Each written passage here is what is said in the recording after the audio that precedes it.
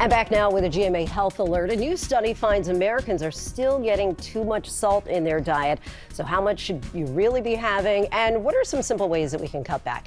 ABC News medical correspondent Dr. Darien Sutton joins us now with all the answers. So tell us what this study found and what the real culprits are. Yeah, so great questions. This is from the American Heart Association, and the culprit, as you said, is sodium. And it's so important to understand that because table salt is sodium chloride. It has sodium in it, but there are many products, especially processed foods, that have sodium added to it for flavor, for preservation, for even curing meat. And that's important to know because there are many foods that have a lot of sodium in it that don't taste salty. Now, in terms of the disturbing results from this report, it found that 90% of Americans are having more than the recommended amount of sodium in their diet. Wow. To understand those numbers, because they're not commonly known, it's generally recommended from the American Heart Association that we have no more than 2,300 milligrams of sodium a day. That's about a teaspoon. Whoa. Ideally, for those who have increased risk, I know it's a small amount, Yes. and it has to go forward. Ideally, if you have high cholesterol, high blood pressure, you should keep it to closer to 1,500 milligrams a day.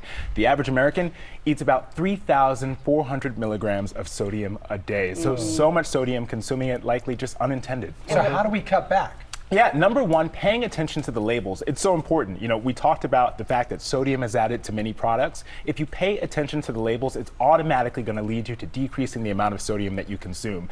Doing basic things like washing canned vegetables. Remember, it's used as a preservative, so it's often found in the liquid in those canned vegetables. So And you wanna, beans and stuff and too. beans as Yeah. well. So if you can, you want to rinse them off. And then paying attention to the nutrition claims. These are FDA guided, so if it says reduce, that means 25% lower than the original product.